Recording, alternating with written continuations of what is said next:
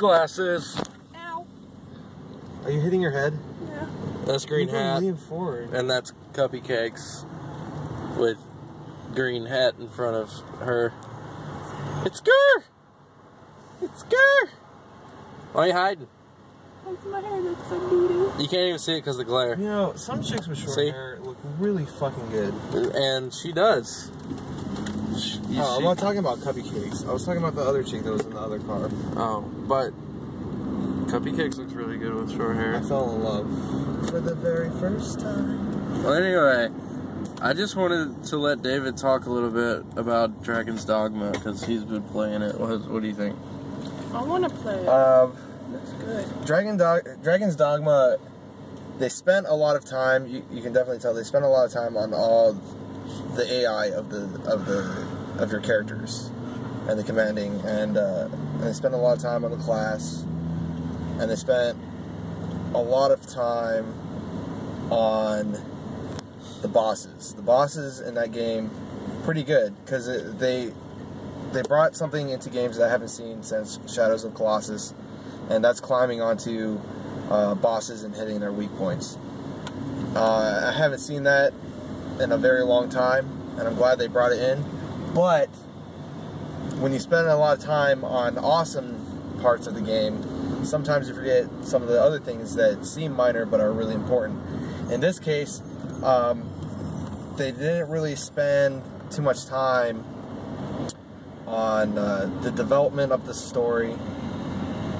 I mean, like, it's pretty simple, but there should be a little bit more. Not only that, but it should have worked a little bit more on the graphics itself. Yeah. It's a very large world, and the graphics are excellent, but you can tell the characters definitely outdate, or no, the world is outdated, and the characters are very good.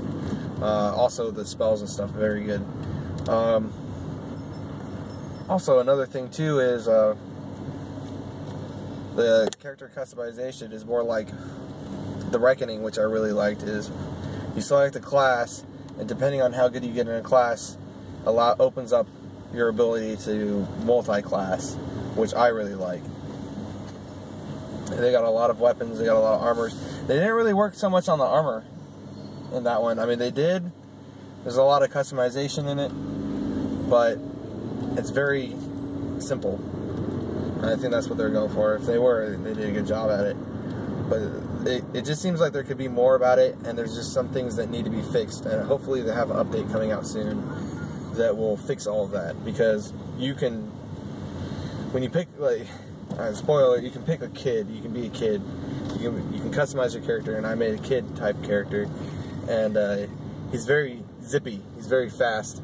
And I run faster than the game can load. Yeah, he'll be running around, and there'll be nobody around him. He'll stop, and everybody will just appear.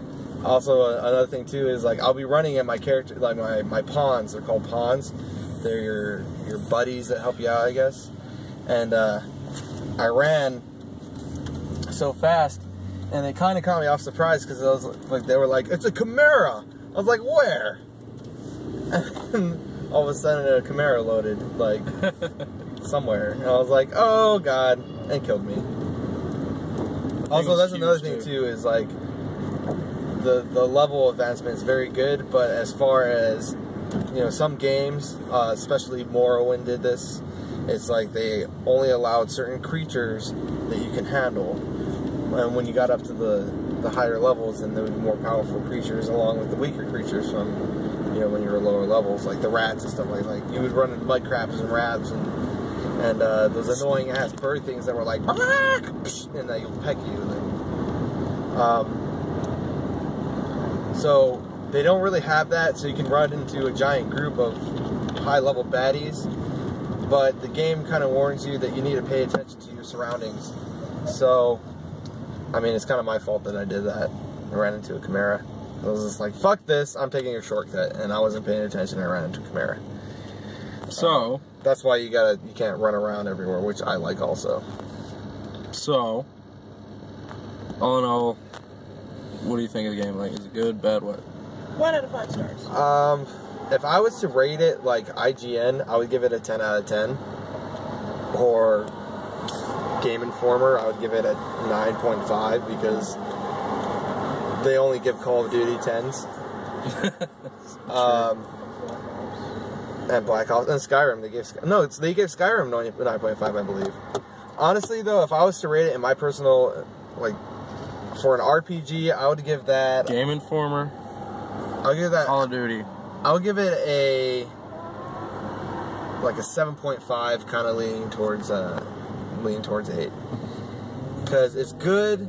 It could be better, but if they want to make that solid 8, guys, if you guys really want that solid 8, then you send out a system update, or not a system update, but a game update. Sweet. Alright, join us next time. And Cuppy Cakes is going to tell us about, I don't know, Lollipop Chainsaw. Dead Island sucks.